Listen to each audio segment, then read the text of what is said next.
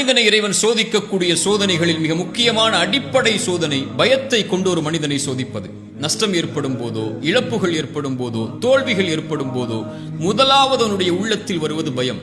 அந்த பயத்தை எதிர்கொள்ள முடியாமல் தான் அவன் பாவங்களை நோக்கி சென்று ஏதாவது ஒரு வழியில் தப்பிக்க வேண்டும் என்று முயன்று அவன் தன்னை நஷ்டத்தில் ஆட்படுத்திக் கொள்கிறான். மீண்டும் இறைத்தூதர் ஸல்லல்லாஹு அலைஹி வஸல்லம் சொன்னார்கள், ஷைத்தான் 3 வழிகளில் இறை நம்பிக்கை கொண்டவனை பயமுறுத்துவான். இறை மார்க்கத்தை ஏற்றுக்கொள்ளும் போது வந்து சொல்லுவான், தந்தையின் மார்க்கத்தை விட்டு முன்னோர்களின் வழியை விட்டு செல்கிறாய் என்று பயமுறுத்துவான்.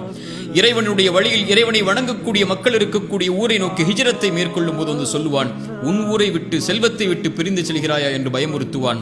3வது இறை வழியில் போராடச் செல்லும் போது வந்து சொல்லுவான், இதில் உயிரிழப்புகள் ஏற்படும், உன் மனைவியை பிரியக்கூடிய நிலை ஏற்படும் என்று பயமுறுத்துவான். இந்த 3 பயத்தையும் உடைத்தெறிந்து யார் இறை வழியில் போராடி மரணிக்கிறாரோ அவருக்கு சொர்க்கத்தை இறைவன் கட்டாயமாக்குகிறான் என்று இறைத்தூதர் ஸல்லல்லாஹு அலைஹி வஸல்லம் சொன்னார்கள். சோதனைகளின் போது, கஷ்டங்களின் போது, இருள்களின் போது ஏற்படக்கூடிய பயம்தான் ஒரு மனிதனை நிலை தடுமாறச் செய்கிறது.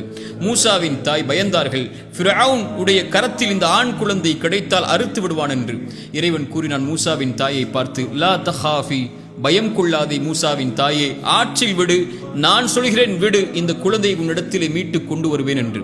எந்த ஃபிரௌனுடைய கரத்தில் கிடைத்தால் அறுத்து விடுவான் என்று பயந்தார்களோ அதே ஃபிரௌனுடைய கரத்தாலேயே மூசாவின் தாய்க்கு அந்த குழந்தையை கொடுக்க செய்தான் இறைவன், இல்லையா? ரசூலுல்லாஹி ஸல்லல்லாஹு அலைஹி வஸல்லமை பற்றி இறைமறை சொல்கிறது, எதிரிகள் எல்லாம் உங்களுக்கு எதிராக ஒன்று திரண்டு இருக்கிறார்கள், அவர்களை பயந்து கொள்ளுங்கள் என்று சொன்னால் அவர்கள் சொல்லக்கூடிய ஒரே வார்த்தை காலு ஹஸ்புனல்லாஹ், இறைவன் ஒருவன் எங்களுக்கு போதுமானவன் என்று. மூசா, ஹாரூன் ஃபிரௌனிடத்தில் இறைமறை செய்திகளை எடுத்துச் செல்ல பயந்தார்கள். இறைவன் சொன்னான், லா தஹாஃபா, பயம் கொள்ளாதீர்கள் மூசா, ஹாரூன் உங்களோடு கேட்பவனாக பார்ப்பவனாக இறைவன் இருக்கிறான் எடுத்து சொன்னார்கள். ஆனால் ஒன்றை மறந்து விடாதீர்கள், அதுதான் நம்முடைய வாழ்வில் ஏற்படக்கூடிய பயத்திற்கும் மருந்து.